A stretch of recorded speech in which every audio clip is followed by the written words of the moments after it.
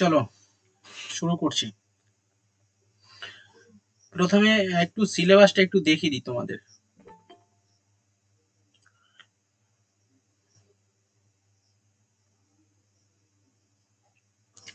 সিলেবাসটা একটু দেখে নাও। শিশু বিকাশ এবং শিশু বিজ্ঞান সিলেবাস, অর্থাৎ এটা হচ্ছে তোমার আপার প্রাইমারির এডুকেশনের সিলেবাস। ঠিক আছে, সিলেবাসে কি বলছে প্রথমে এডুকেশন থেকে কি পড়তে হবে একটু দেখে নিই, মানে যতটুকু দেয়া আছে একটু বলে, তারপরে এছাড়াও অনেক কিছু পড়তে হবে, সেগুলো দেখে দেখিয়ে দেবো, অসুবিধা নেই। প্রথমে বলছি দেখো, বিকাশের ধারণা এবং শিখনের সঙ্গে তার সম্পর্ক, অর্থাৎ বৃদ্ধি এবং বিকাশটা করতে হবে। শিশুর বিকাশের মূলনীতি মানে ওই বিকাশ, বংশগতি এবং পরিবেশ এর প্রভাব, মানে ওই বিকাশের মধ্যে এটাই রয়েছে, বংশগতি এবং পরিবেশের প্রভাব। সোশ্যালাইজেশন প্রসেস, সামাজিক পদ্ধতি, এই পার্টটা রয়েছে। তারপরে বিভিন্ন ধরনের থিওরি রয়েছে, পিয়াজে আছে, কোহলবার্গ রয়েছে, ভাইগৎস্কি রয়েছে, এবং এই সমস্ত থিওরি, অর্থাৎ বিকাশ, বৃদ্ধি এবং বিকাশ সম্পর্কিত কয়েকটা থিওরি রয়েছে, পিয়াজে, কোহেলবার্গ এবং ভাইগস্কি। এগুলো পড়তে হবে, পুরো ডিটেলস পড়াশোনা করতে হবে। নেক্সট হচ্ছে শিশু কেন্দ্রিক প্রগতিশীল শিক্ষার ধারণা, অর্থাৎ যে চাইল্ড সেন্টার্ড যে এডুকেশন এবং প্রগতিশীল যে শিক্ষা তার ধারণা। এরপরে রয়েছে বুদ্ধির গঠন দৃষ্টিভঙ্গি, অর্থাৎ বুদ্ধি সম্পর্কিত যে ইন্টেলিজেন্স থিওরি রয়েছে সেগুলোও করতে হবে এখানে। তারপরে দিয়েছে দেখো বহুমাত্রিক বুদ্ধি, ভাষা এবং চিন্তা, অর্থাৎ বুদ্ধি সম্পর্কিত, বুদ্ধি, সৃজনশীলতা, এই পার্টটা আমাদের পড়তে হবে। আচ্ছা, নেক্সট দেখো, সমাজ গঠনে লিঙ্গ এবং লিঙ্গের ভূমিকা, লিঙ্গ বৈষম্য এবং শিক্ষা সংক্রান্ত পদ্ধতি।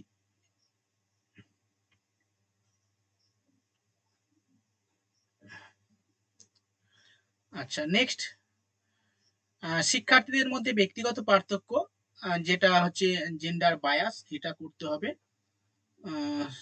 তারপরে দেখো এখানে আরো কিছু অনেক কিছু রয়েছে, শিক্ষার জন্য মূল্যায়ন, অর্থাৎ শিখন মূল্যায়ন, ওই ইভালুয়েশন, এই পার্টটা করতে হবে, ইভালুয়েশন। তারপরে তোমার অ্যাসেসমেন্ট, এই পার্টটা একটু করতে হবে। শিক্ষার্থীদের দ্রুত মূল্যায়ন, মানে মূল্যায়নটা রয়েছে, ইভালুয়েশন এবং হচ্ছে এই পার্টটা করতে হবে। ওকে, নেক্সট।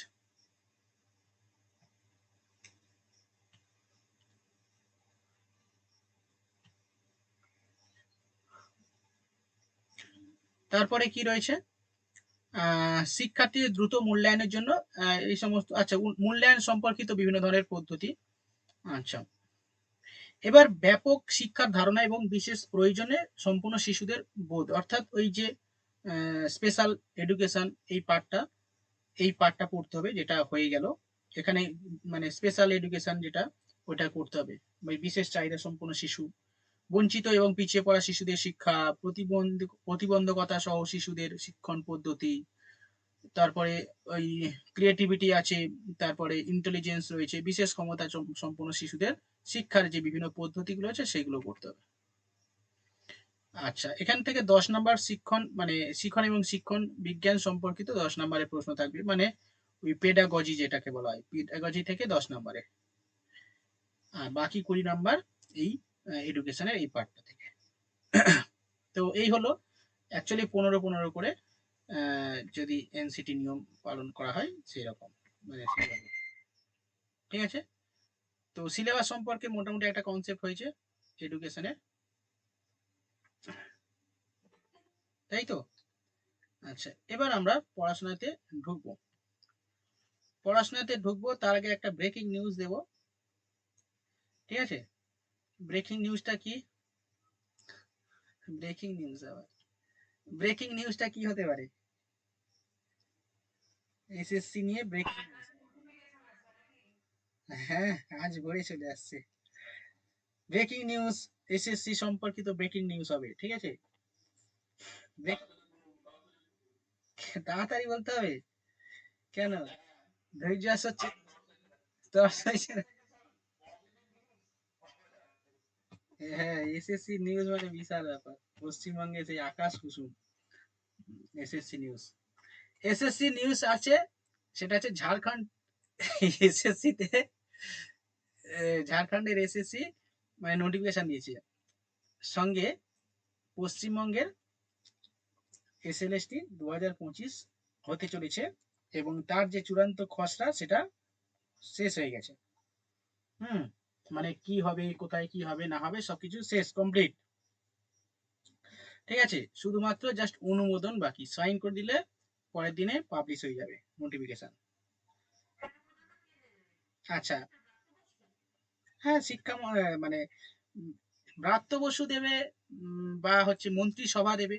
ঠিক আছে, এখন তো আর ব্রাত্য বসু নিজে করে না, উম, মন্ত্রিসভা আর কি অনুমোদন দিলে আম, হয়ে যাবে, মানে চূড়ান্ত খসড়া প্রকাশ হয়ে গেছে। ঠিক আছে, এবার এসএসসি কি কি বলা হয়েছে বা কেমন ধাঁচে পরীক্ষা হবে সেই সম্পর্কে একটু বলি, এবং পরীক্ষা কেমন হবে।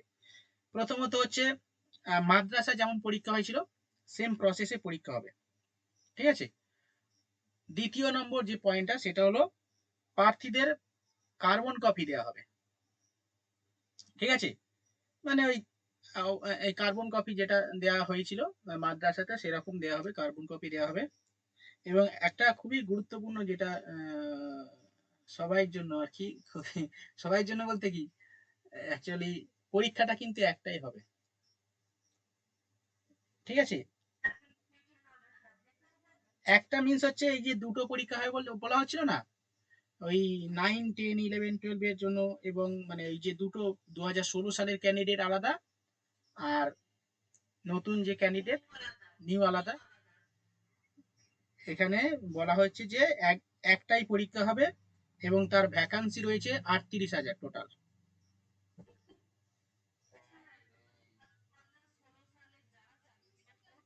হ্যাঁ,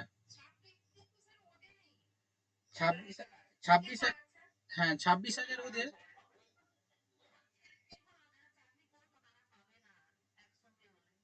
একসঙ্গে হলে আর পাওয়া যাবে না, না এটা খুব চাপ আছে, একসঙ্গে হবে না। একটাই পরীক্ষা হলে কিন্তু সমস্যা হবে। আচ্ছা, আর কি কি আছে বলছি, শোনো আর কি কি আছে সে বলে দিই, তারপর আলোচনা আছে। টোটাল 38,000 ভ্যাকান্সি আছে, 9, 10, 11, 12 করে মোট। ঠিক আছে, 1 মিনিট, এখানে নবম, নবম দশমে ভ্যাকান্সি 38,000, নবম থেকে 12 না, নবম দশম সরি, নবম থেকে দশম শূন্যপদ 38,000 এর কাছাকাছি।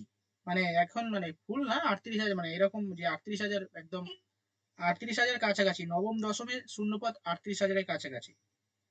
ঠিক আছে, আচ্ছা, ওএমআর পরীক্ষা ওএমআর হবে, এবং 90 নম্বরের পরীক্ষা হবে।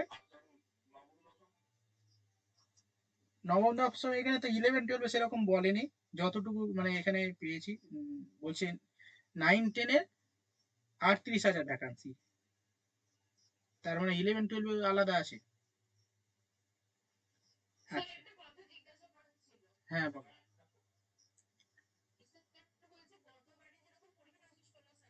হ্যাঁ,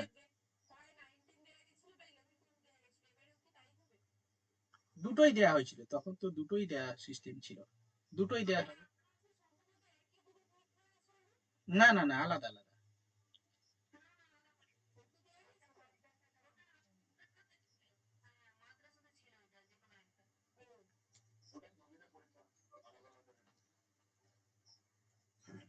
তো এরকম ওএমআর ইমেজ সংরক্ষণ করা হবে, কাউন্সিলিং হবে। আচ্ছা, উম, ওই ওএমআর কপি তো দেওয়া হবে। আর এইরকম আট আর নবম দশমে ভ্যাকান্সি 38,000, এই হচ্ছে টোটাল আপডেট এখনো পর্যন্ত। না সেরকম আর কিছু দেওয়া হয়নি, এই পর্যন্তই, এই 4-5টা।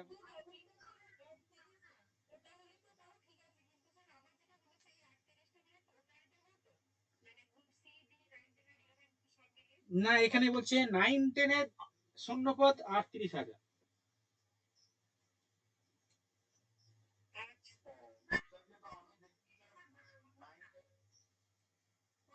হ্যাঁ,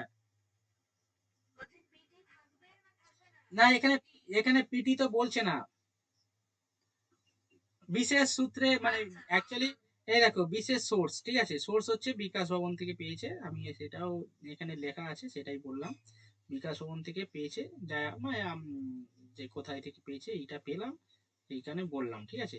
এবার কতটা কি হবে সেটা জানি না, কতটা কি এখনো এটা ইনকমপ্লিট, সত্যি কথা এখানে মানে পুরোটাই একদম ক্লিয়ার করে বলা নেই যে 11 12 কত, 9 10 গ্রুপ সিডি কত হবে, সেইগুলো কিন্তু কিছু এখানে বলা নেই। জাস্ট 9 10 এ বলে দিয়েছে 38,000, 38,000 কাছাকাছি ভ্যাকান্সি আছে। আর তবে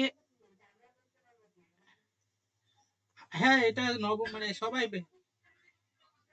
এখানে নতুন এবং পুরানো সকলে একসঙ্গে একটাই পরীক্ষা হবে, ঠিক আছে, একটাই পরীক্ষা হবে, এবং নতুন এবং পুরানো একসঙ্গে পরীক্ষা দেবে। কিন্তু আমার একটা প্রশ্ন আছে, কিন্তু আমার একটা মানে মানে যদি একসঙ্গে পরীক্ষা হয় তাহলে কিন্তু পরীক্ষা হওয়ার সম্ভাবনা খুবই কম। হ্যাঁ, কেস হবে, চলতে থাকবে, জীবনে হবে না। প্রথমত দেখো, এই যদি সরকার যদি চায় যে নিয়োগ করবে না, তাহলে সেই রকম ভাবে নোটিফিকেশন বের করবে। ঠিক আছে, যাতে নতুন পুরানোরা মারামারি করে, যাতে নতুন পুরানোরা মারামারি করে, মারামারি করে ওরা নিজেদের মধ্যেই শেষ হয়ে যাবে। এটা যদি সরকারের চিন্তা ভাবনা থাকে তাহলে সেরকম।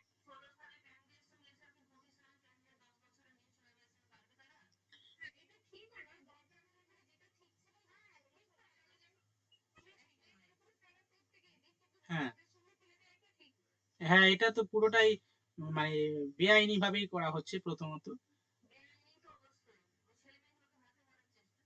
হ্যাঁ, আর একটা হচ্ছে একসঙ্গে পরীক্ষা হলে এই ওবিসির কাণ্ডের জন্য এই পরীক্ষাও হবে না।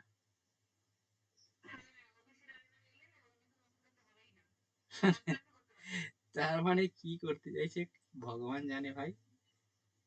হ্যাঁ, একটা যদি পরীক্ষা হয়, কিন্তু যদি আলাদা আলাদা পরীক্ষা হয় তবু একটা হওয়ার সম্ভাবনা ছিল, কিন্তু যদি একসঙ্গে পরীক্ষা হয় তারা তো অবশ্যই ছেড়ে দেবে না, তারাও কেস করবে, বলছে আমরা একটা পরীক্ষা দেবো কেন, আমরা কেন নতুনদের সঙ্গে পরীক্ষা দেবে, পুরানোরা তো অবশ্যই যারা চাকরি করে তারা তো অবশ্যই এটা করবে না।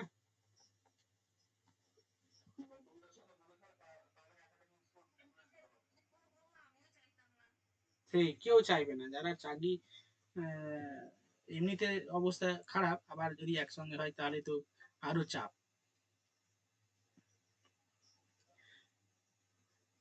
এ তো বিরাট একটা ধোঁয়াশা হয়ে গেল।